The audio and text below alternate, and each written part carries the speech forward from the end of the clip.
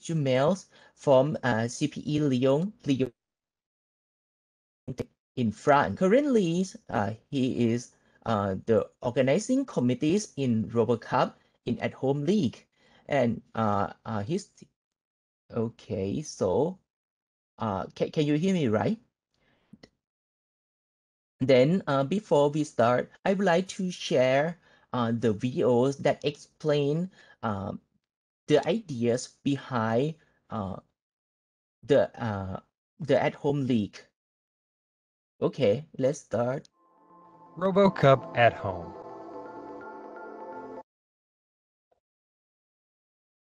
In RoboCup at home, highly intelligent interactive robots navigate new complex environments in tasks ranging from registering itself for the competition, performing service duties such as cleaning or butlering for previously unknown persons, to grocery shopping in real-world locations.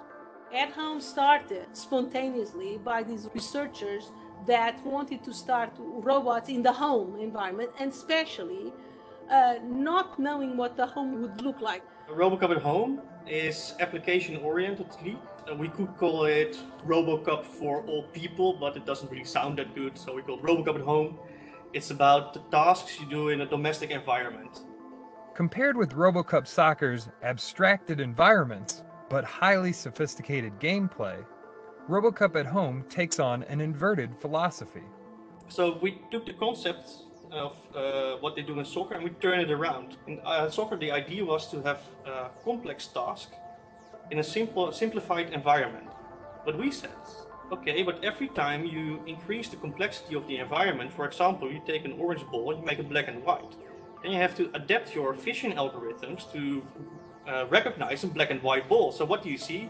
Only changing the color of the ball, suddenly the performance drops because the robots cannot recognize the ball. So you have this performance drops over and over again with the increasing complexity of the environment. So we said we have to take simple tasks in a complex environment instead of complex tasks in a simple environment. So we started with simple tasks like follow me.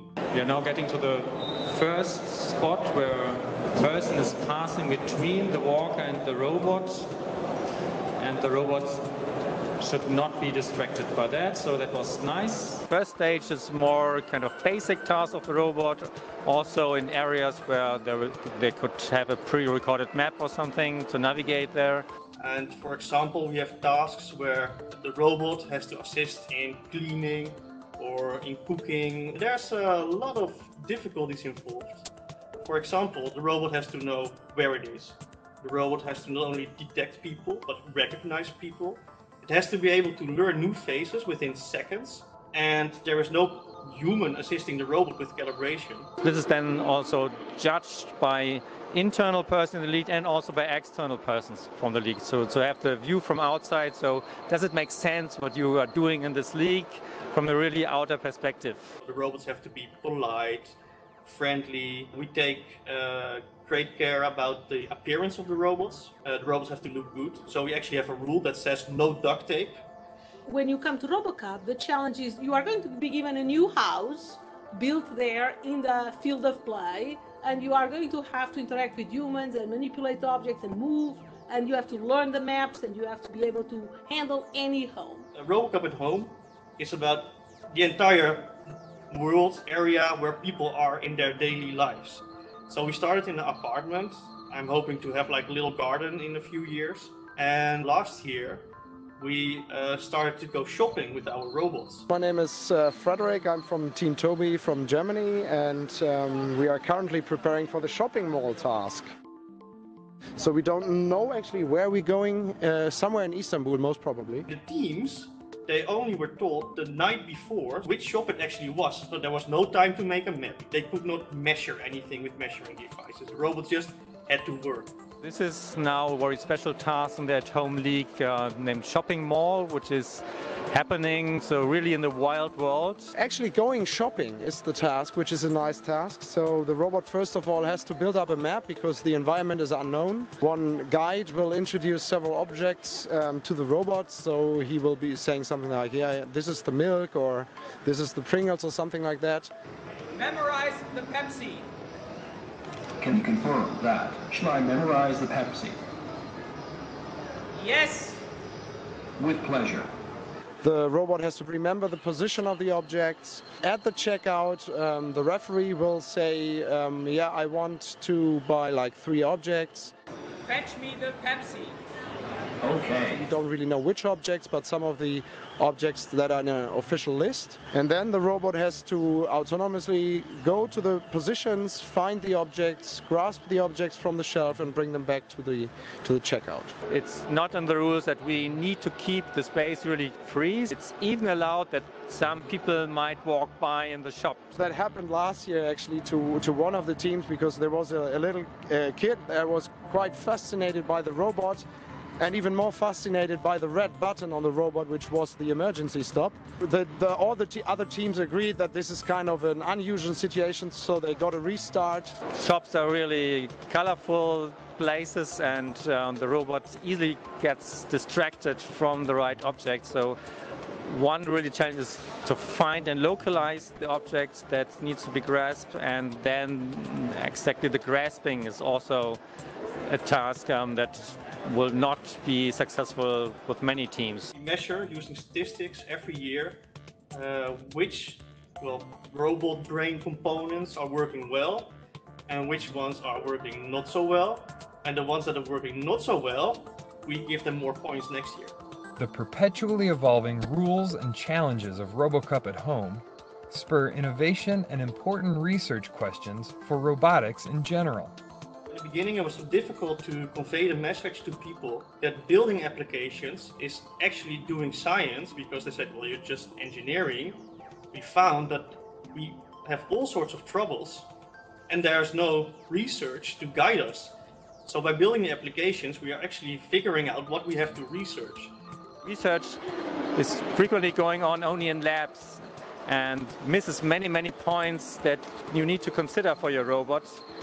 Because labs are more clean, labs are also kind of more artificial, so you cannot think of all the things that might happen to a robot that is acting in a real environment. The goal, I think, in the beginning of RoboCup was to get the robots out of the laboratory. Started with soccer, then there were humanoids, rescue. And rescue is really out of the laboratory, although the environment is still controlled. And then at home, yeah, for us, it was more or less the logical next step, is to have an even less structured environment. It was a very, how do you say, a beautiful kind of like also challenge. Nobody was doing this before. And the RoboCup at Home started, which now has more than 40 teams, and all over the world, probably more than 100 teams. Change is essential at home. So next year, we're going to start with introducing a sidewalk test, but somewhere this decade, we actually want to start taking the public transport. Even if it's only one bus stop or one subway stop, we don't care. Go outside with the robots. Like we're already starting discussions about rights for robots, robots having a passport, being able to travel. In South Korea, they started in the parliament discussion about what should we do if there's an intelligent robot asking for the right to vote. And they're discussing this, and it might sound silly, but who knows, in 10 or 20 years we have those robots. This kind of future perspective, robots might operate around you in your own apartments and some kind of public spaces. This is a very important tendency and very important for also the research questions that we have. So the league is about people and robots doing something in a domestic environment. What I really like about this league is the idea that we're really doing this to help people. I actually am convinced that having more robots in society will actually make society more humane.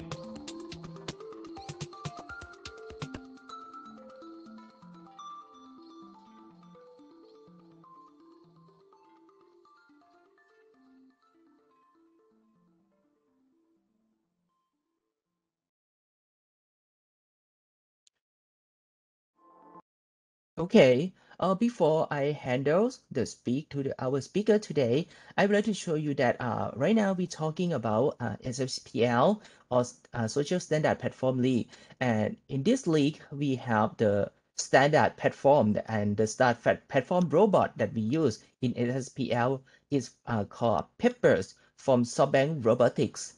And before I handle it, to our speaker, I would like to show you the peppers in real motions. Okay, have a good day. I will now wait at the door.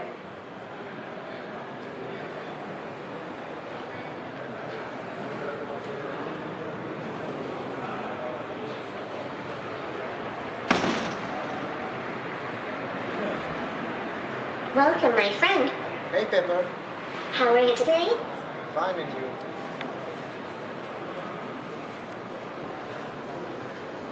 Hey, I have a message for you. Great, show me. Hey, Helmut, if you want your toy, just ask the robot. He will bring it to you. Okay, see you. Great. Can you get it to me, please? Let me get the box for you.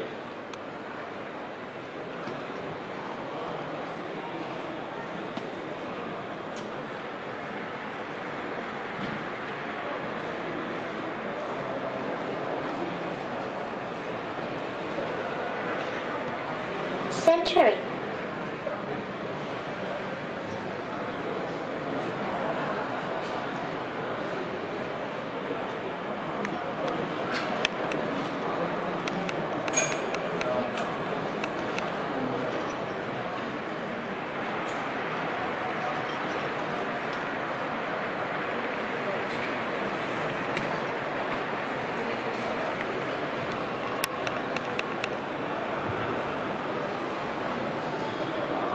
Hey, I got your toy. Ah, thank you.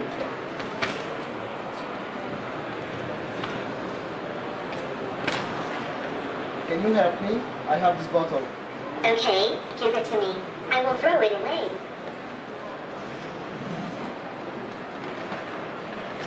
Here is.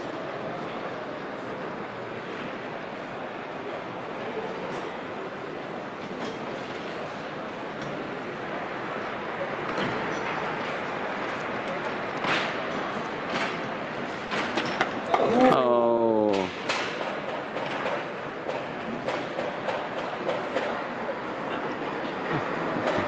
I think we are done for today. I will charge my son. Okay, right now, this is like an overview of the robot. Then I would like to hand the presentations to Dr.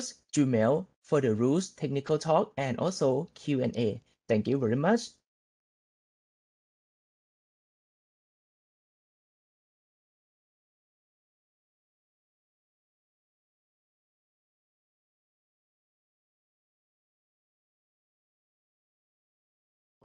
Hi, everybody. I will continue, and thanks for your introduction and your presentation. I will open. Yes, I will open my my webcam. So thanks for all this introduction. It was really interesting. The choice you made with the video of the paper. It's clear it's better to see how it works. I could have a lot to say about the video, but perhaps we'll see when it would be time for question.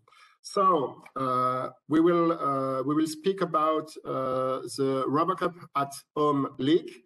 The league is composed of three hardware league. One is the open platform. The second is the social standard platform we will more focus on today. And the last one is the domestic platform. So about the league itself, we just have seen now the general presentation, where we can see that the general goal of the league is to make some robots which are able to give some services inside house or outside house, for example, in restaurants or in a shopping mall, this type of traditional situation. Now we will more focus about the rules themselves and to have a look on how is it possible to be part of the competition. So we can see, for example, on this slide, some usual situation of RoboCup at Home League, in which we have to make working robots inside something which is like a house, but which is open for some audience. And you can see on the bottom how some the paper robot was able to walk inside. Considering the videos that we just see previously, it was not a regular trial of RoboCup at home. It was more what we can see on the final step, which is the final of the league.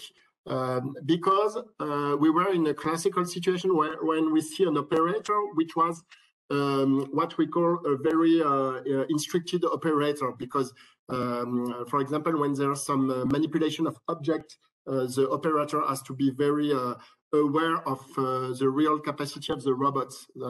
Normally during the trial, we have to be able, the robots have to be able to manage naive operator without previous training. We speak about the paper robot in the case of standard platform. So we have two standard platforms in the Atom. We have the domestic one and the social one. So the paper robots are used in the social one. So the robot was one of the most manufactured robots. We think at this time that there is more than 10,000 robots paper which have been produced. You probably know that at this time the production of new paper robots have been stopped. It's still possible to get some robots, and there is a lot in circulation that are available to find. But at this time there is no clear way to be sure it will continue to be produced, and all the information we had is more about that it's not sure it will continue to be produced. So about the robot itself, as we have been able to see on the video, the robot is able to move. So we had a lot of motor in order to move the head, to move the robot himself, and to move the arm of the robot.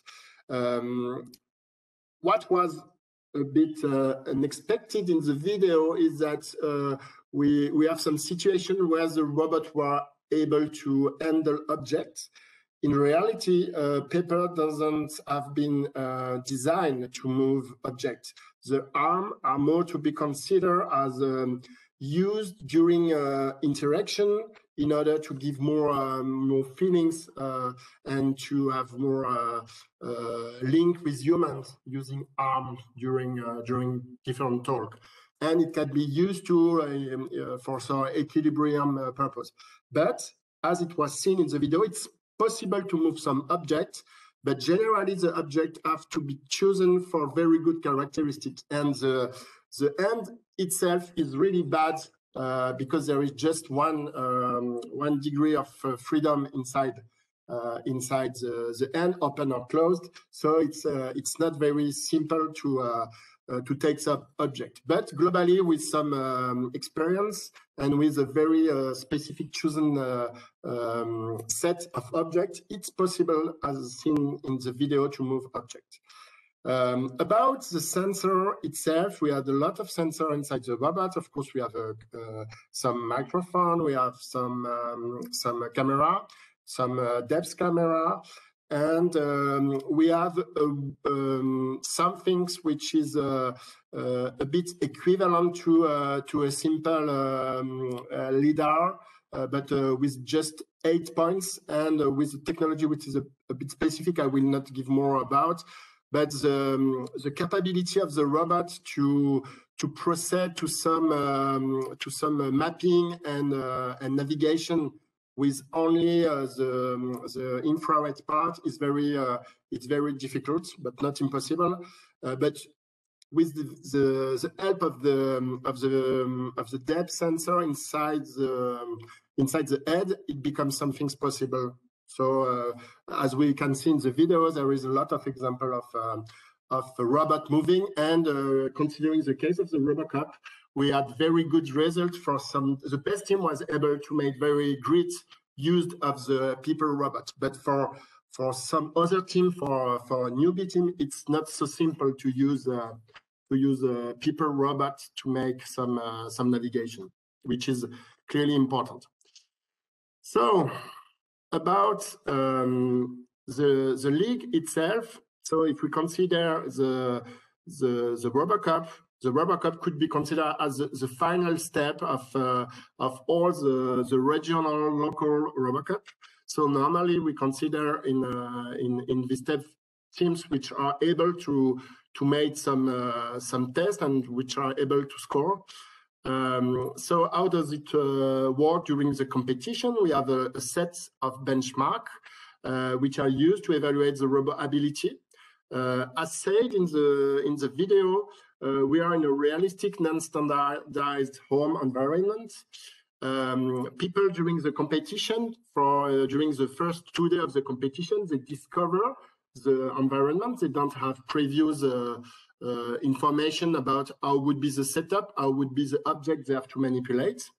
And globally, the goal of the tests are to be able to integrate different abilities in order to make a complete scenario. So the usual abilities or skills which are needed for the robot are human-robot interaction.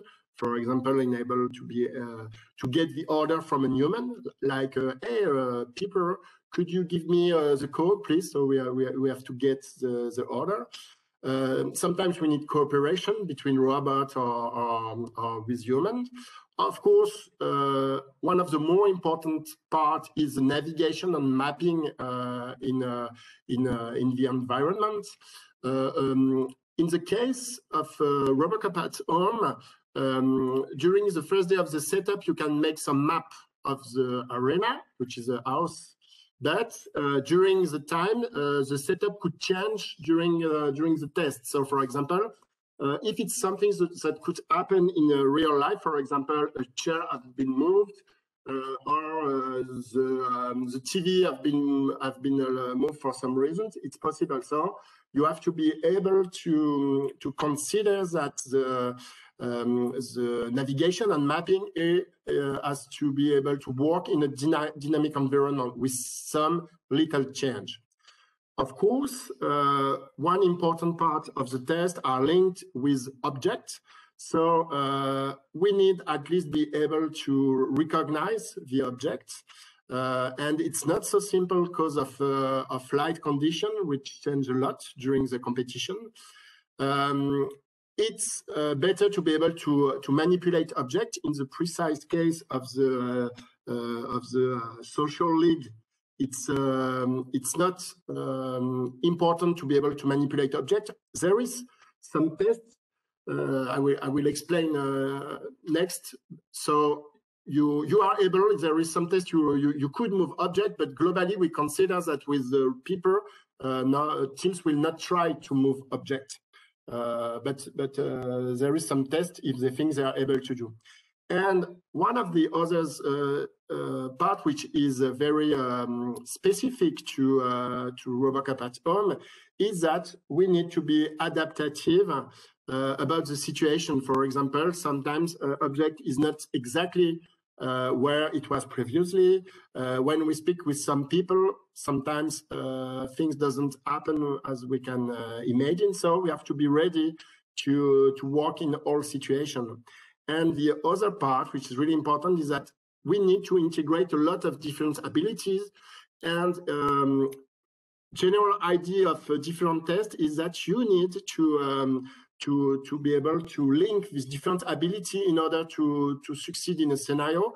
And the very central goal of the RoboCup at home test is that if you are just able to make some navigation, you will have no point. If you are just able to make a robot with a human-robot interface, you will have no point. At least you need to have some minimum skills in different parts in order to have some score. So we are clearly in a competition about integration of different skills. who can participate to such competition. So in the case, the sentence here is a general one, but in the case of the standard social platform, you need to practice with your people robot, and you are not allowed to add any sensor or actuator on the robot. The only possible stuff is to use an external device, mainly a computer, another computer that the one or the different one on inside the people robot, but you just are able to use external device as a computer, as another computer. But as a robot has to be autonomous and just link with the Wi-Fi capability, you are not sure all the time that your Wi-Fi will be great. So if the use of your external device is really needed all the time with your paper, you will be in a big trouble, because it's impossible in situation as RoboCup to give you some certitude that you will have always the network connectivity with the Wi-Fi. So your robot must use external device as something as an help that will give some great way, but it's not impossible to just work with external device and not able to make the robot move without. So about the competition itself, during the competition, each league have had the same arena. So the open platform league, the domestic league, and the social league have the same environment. The rulebook are the same, but globally, just few tests are able to be used with the social paper robots. The idea was that we want to be fair, as all the robots in all the team in the social league used paper. There is no problem if there is just few tasks we are able to do. And the idea is that we are always able to compare the robot from open platform, from the domestic platform, and from the social. So we can see that a social robot, if we want him to be able to manipulate some object, it's difficult. So the idea is that we let the same rules in order that we can all the time see the fact that some robots are clearly better than others. But it's not a problem to have a fine competition inside the social, and some of the tests are clearly think in order that it's possible for people robot to have some parts. So this is about how is the competition. One of the important parts inside the competition is the rulebook. So what we have seen in the first video is the spirit of the RoboCup at Home League. But if you want to compete, you need more. You need very precise details. So we have a rulebook which define precisely. I say precisely, but as I will say next, it's not so simple to just read the rule books and to get all the picture. So the rule book is a doc with something like 50 or 60 pages. We will find inside different parts of how is organized the league and how works the different rules. So first of all, I will go to general concepts. So where is it? Yeah, it's here. So during the competition, during the time of the competition, you have first the setup days. During the setup day, you will discover the arena and you will discover the object you will have to manipulate. globally, there could be some surprise item next, but globally, it's more something exceptional for specific reasons. So during the setups day, you received, you have the arena, you have time to map the arena, you have the object, you have time to use the object, for example, to some algorithm, machine learning, typically. Next, you will go to the stage one where all team will be able to make some tests. So we had something like 12 teams qualified by league. In the case of the social one, generally we have less team. For example, we have something like 4 to 8 teams generally in qualified for the RoboCup at home SSPL. And the best of the team from the stage one, so half of them normally, will go to stage two. I will give some more example of what happened during the stage, but globally just half will go to the stage two. And they will be able to have some new challenge and new tests, which are a bit more difficult during the stage two. For some non-professional audience, this seems to be similar, but in fact, the difference are there is some part which are unknown. There is more surprise. So for audience, it could be the same feeling, but for team, it's really more difficult. And the final part, during the final, you have time for an open demonstration in which you can show the real stuff you made with your robot, with some personal challenge you defined by yourself. The important part during the final is that your robot have to be in real interaction, so you have to make real demonstration. And for example, if in the demonstration you have some interaction with people, it's better to use operator which are from your team, which are previously trained to make the interaction with the robot. So it will give you more points if you are able to take one of member of the jury and to let the member the jury be the operator of the robot. Another point which is important during the final is that you have to show how you are clearly involved in the process of open source, because one of the very important facts about RoboCup is that RoboCup is not only a competition. RoboCup, and I don't speak only about RoboCup at all, but RoboCup is a way to share information, to share code, to share research about robots. And if you are involved in a league as RoboCup at home, it's really important, if you are a good team, to give the most possible information, code, example, and so on to all the community of RoboCup at home. And it's time to be judged about it during the final two. So one part of the jury will have to analyze what is your gift to the community. Now about the tests themselves, what happened? So the tests are divided into thematic scenarios. Which one is housekeeper? So the housekeeper is the case of the robot which have to clean, organize, and maintain the home. So in this case, we have clearly the part of cleaning the house, this type of test. In the case of party host, in this case, we are more focused on link, on interaction between the robot and humans. And for example, in the case of party host scenario, we are more dealing with, for example, the case of a party.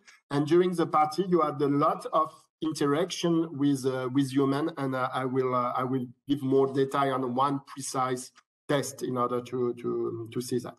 And if we consider the schedule, we can see that there is time for housekeeper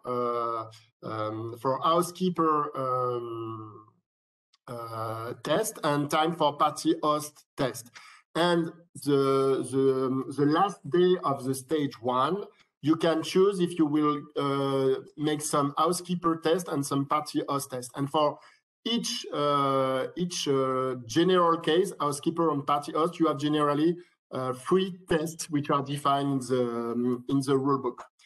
And what we can see next the day 2 is that for the best team, they will go to the stage 2, and in the stage 2 you have some new tests of party host and housekeeper, and but which are similar, but with some little difference which are hard to manage.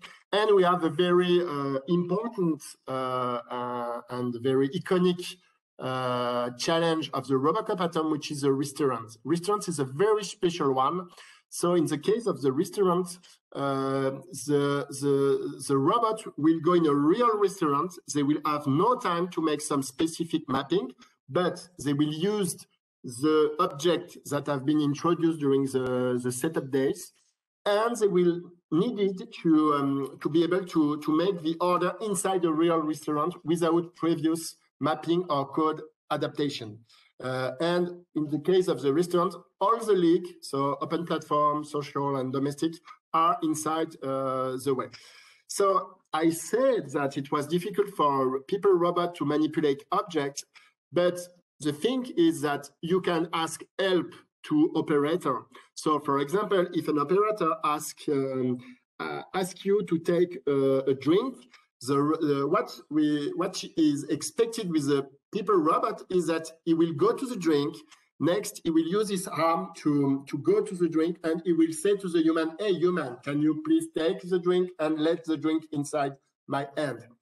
If it's not usable, the hand, perhaps you will just use a plate or something equivalent in order to say, "Hey, human, can you let the drink inside my plate?"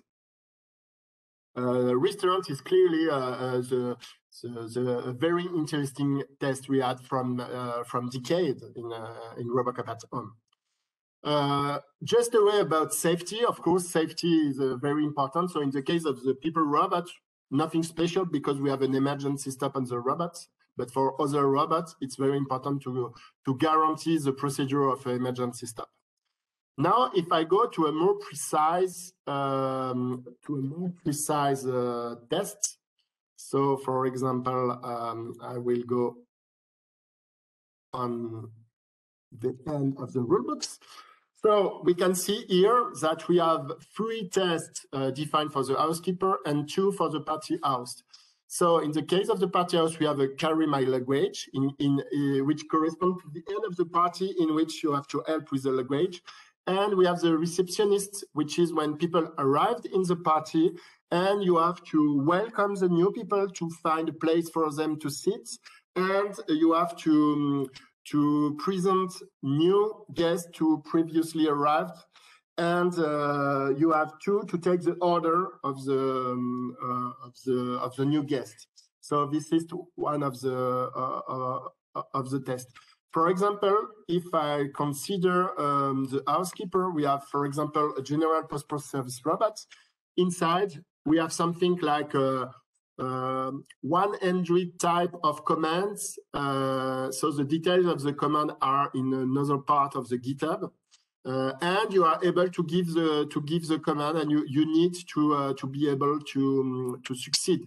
For example, we could have something like, "Hey, robot, could you go to the kitchen and take a Coke for me?" Or some more naive questions, like, for example, could you say me if there is someone inside the living room, for example? Or we can have some order like, could you go in the bedroom and follow the operator inside? So we have a lot of very simple order, but we had a lot. And when the test will start, you will receive one order, and you have to be able to succeed with this specific order. And we can for each test we have some information about if we will give the point or not. It seems to be very simple, because if you succeed without human help, you will have points. and there is some way to interact with human in order to help.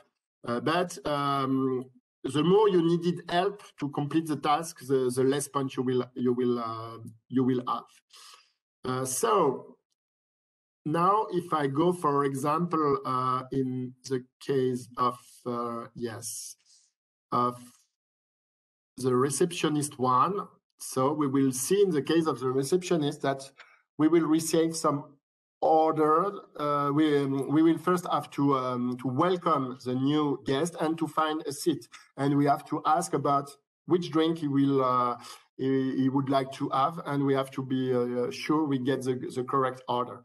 When a new guest arrives, we have to present the first guest to the second guest, and you can see how you will score for that. So it gives an idea of how it works. About the rule, if you just have the rule book, it's not enough to get the information you need. So each time we have a real competition, for example, this one is Sydney, we need, during the time of the setup of the competition, to give you more information. For example, we need to give you the map. So in the case of the real arena, you just have the arena, but we need to give you the name of all the important part, because next with the robots interaction, we want to be able to speak about the same. So for example, here we define what is the bed, what is the bedroom, what is the living room. In this case, for example, we speak about a kitchen cabinet, a trash bin, and we know that normally the trash bin is inside the kitchen.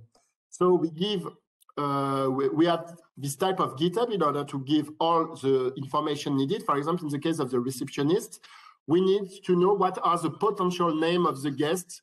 For example, we give you a list of the 10 possible name of the guest. In the future, perhaps we will not give the name of the, it would be perhaps not needed, but at this time, it's needed to give you the list of the potential name. So this part, if you read the rule books, you need to go in the specific GitHub to see what are the added information we give during the competition for the people. Okay, so it was about the rule book. The rule book is something you need to read a lot, but the first time you will have to try to do, you will try to do it in your lab. So you will prepare your lab to do that. But it's not simple to imagine how hard is it to go from outside your lab. So the best preparation is to do your work on your lab. And when you think you are ready to make some score, you have to try in another place. So it's very important, because if it works on your lab, it's not enough to be sure you will be able to make it work outside of your lab. About the process to be qualified for the RoboCup, we have a call for participation. Generally, we have two, first and second. Now the second is open with some available slots.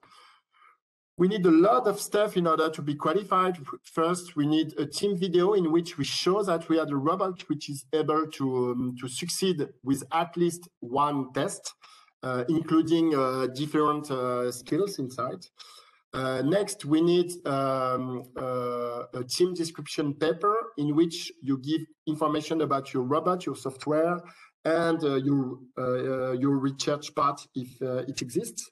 And you need to have a website with the more possible information about your team. And the best part for community is the link with your GitHub with the different code. So considering all of this, you will be potentially qualified for the RoboCup pattern. So here we see a classical example in one of the arena. So we don't see now the arena because there is a lot of people inside, but we can see the people robots. So for example, here there are something like 7. We can see the domestic robots, the HSR Toyota, and we can see some open platform. So this is typically what we can see during, there is more people and Toyota and open platform inside the arena itself. So this is what we can see during RoboCup. Here we have another example. It was in Brazil of an arena. Here, what we had usually all the robots, including paper robots. And here we could have some example of outside of the arena challenge. This one was a follow, which was outside, but we don't have still this here. Okay, so I let some times for the question. So I will perhaps let you ask if you have any question. You are of course welcome. Okay, thank you, Dr. Jumel. And right now is for Q&A. So if you have any question, feel free to ask. Okay.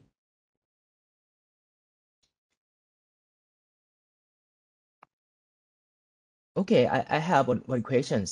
If we develop the paper robot in our lab, and if we would like to join the competitions, should we bring our robot to the competitions site, or we can rent over there? So normally it's possible to rent paper during the competition. So at this time, I don't have personally the information. Normally, SoftBank always runs from the beginning. They ran the robot during the competition. So this is one of the interesting part of this standard platform league is that you can rent robot. So for the next edition, I don't have the precise information about the price, about how it is managed, but all the previous competition we were able to rent robot in the place. Okay, thank you very much for the information. Any questions from audience?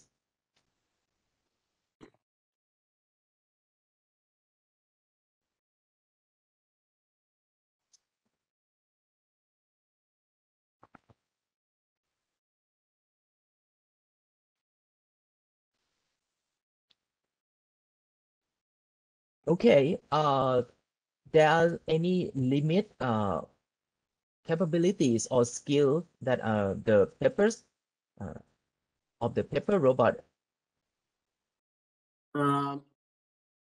Really, it's not so simple to use a paper robot for the competition, but there is something really strange because it's very hard to manage the paper robot, especially because the computer are very not efficient inside the robot, and the Wi-Fi is generally not guaranteed. So it's a big trouble because just succeed to make the navigation part is very hard. But for some team, which clearly considers that the problem of the computer was the biggest issue of the paper robot, they made a great work in order to be able to have very light algorithm inside the robot. So, for example, in the previous competition, if we consider, for example, in the case of Sydney, the best team, which was a local one, a UTW team, they were very great with the paper robot. For example, considering the restaurant challenge, which is a common challenge with all type of robots, they perform one of the best score compared to other robots with the same rules. So clearly, paper are hard to manage, and for globally team, it's I will say it's very difficult. But some teams succeed to make a very great work with the paper robot.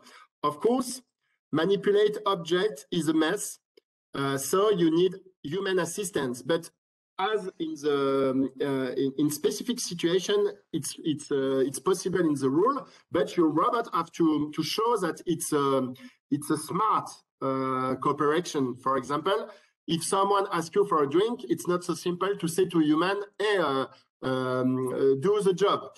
You have to help the human to do the job for you. So you have to go to the place. You have to show with your hands the object.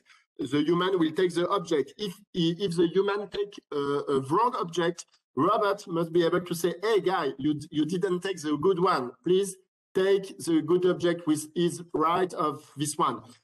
But considering all these possible interactions, some people were clearly able to make a great job with the people robot.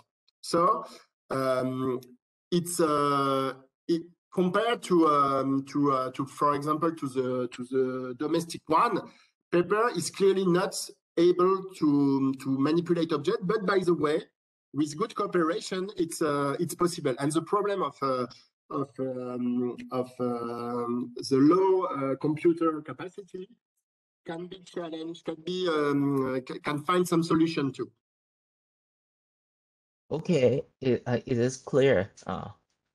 And I have one question about if the new teams would like to join the Social Standard Platform League, what should they do next? Buy a paper first, or just test it on simulations? So one of the good points of the paper is that it's easy to find some paper, and the fact that it's not manufactured now doesn't mean that you have a lot of way to find some paper for low price. So it's at this time it's really easy to start with some paper.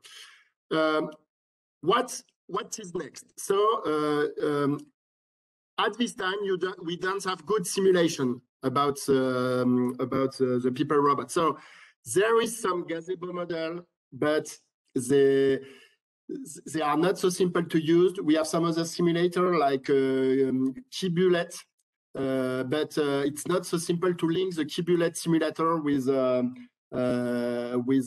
external ROS driver, for example. So used people robot in simulation at this time is a bit hard, and it's harder with new version of ROS. So at this time, and I didn't say it previously, but if you use people robot, you can use the standard software which is linked with the robot.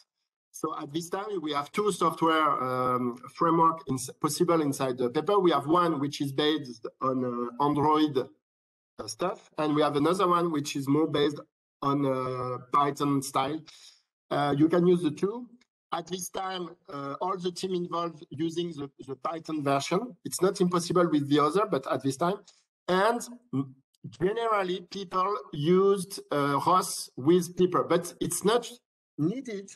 And in the past, we had some people which used, and I say past, but so we still have people using people robot with a small Python code using the provide framework which is called Naoki inside the paper. So it's possible. Now, if we are a new team, so it depends. First of all, what are your previous capacity in the team? Are you ROS compliant or not? Start with ROS with a people robot is very hard because we need a lot of trick. So it could be better to start with another robot, but we can start with simple code in Naoki and continue. There is a way to have a lot of knowledge. So we have a RoboCup at home education, and in the education they use two platforms. One is a Turtlebot, which is the famous robot used for ROS training, and they provide some people robots. So a good way to start with the people is to work on the RoboCup education. If we consider the previous teams involved in social standard platform, we can too go to the GitHub of the teams, and we can find a lot of information inside the GitHub. So it's another way to go. So